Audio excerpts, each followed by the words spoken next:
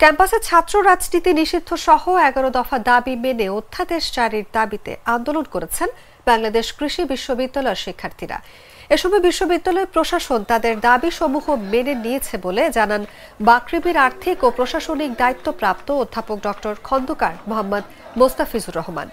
বৃহস্পতিবার দুপুর 12:30টার দিকে বিশ্ববিদ্যালয়ের জব্বারের মোড় থেকে শিক্ষার্থীরা মিছিল নিয়ে প্রশাসনিক ভবনে যান।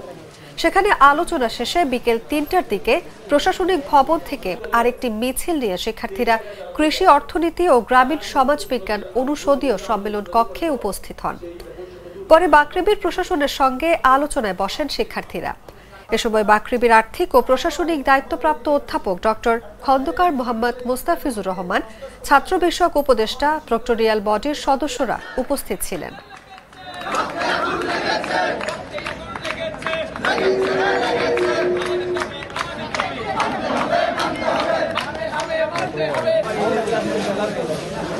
তোমরা 11টা দাবি দিয়েছিলে, একটা দাবি অলরেডি হয়ে গেছে আগে, আর বাকি 10টা দাবি আমি 100% তোমরা যে ওয়ার্ড দিছ এটা মেনে নিলাম।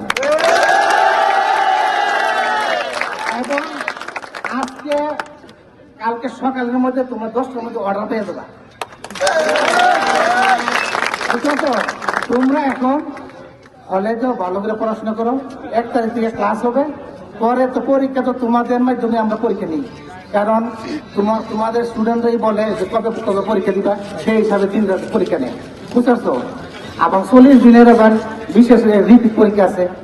তোমরা এখন হলে গিয়ে প্রিপারেশন নাও, তোমাদের আগে ক্লাস, পরে আমরা পরীক্ষা তোমাদের সাজেশন অনুযায়ী নিব।